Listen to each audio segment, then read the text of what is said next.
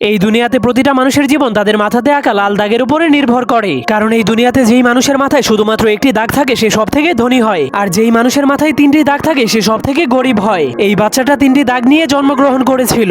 এরপর সে ধীরে ধীরে বড় হওয়ার পর সে দেখতে পায় তাকে শুধু গরিব মানুষের সাথেই থাকতে হয়, আর যাদের মাথায় দুইটি দাগ আছে তাদের গোলামি করতে হয়। এমনকি তাকে দুই দাগওয়ালা মানুষের জন্য সারাদিনই কাজ করতে হয়, যার ফলে দুই দাগওয়ালা মানুষের বাচ্চারা তাকে মারলেও সে কিছুই বলতে পারতো না। এজন্য সে একদিন লুকিয়ে লুকিয়ে তার কপালের একটা দাগকে মুছে ফেলে। এরপর কাউকে কিছু না বলেই লুকিয়ে লুকিয়ে দুই দাগওয়ালা মানুষের রুমের মধ্যে চলে যায়। কিন্তু সে ভিতরে যাওয়ার পর দেখতে পায় সব দুই দাগওয়ালা মানুষের এক দাগওয়ালা মানুষের একদমই চাকরের মতো সেবা করছে, যা দেখার পর সে অনেক অবাক হয়ে যায়। এরপর সে বুদ্ধি খাটিয়ে তার আরেকটা দাগকেও মুছে ফেলে। কিন্তু যখন দুই দাগওয়ালা মানুষেরা দেখতে পায় তার কপালে এক দাগ, তখন তারাও তার সেবা করতে শুরু করে দেয়। তখন সে জীবনের প্রথমবার এত সম্মান পেয়ে অনেক খুশি হয়ে যায়। কিন্তু তখনই হঠাৎ করে উপর থেকে একটা মেশিন চলে আসে।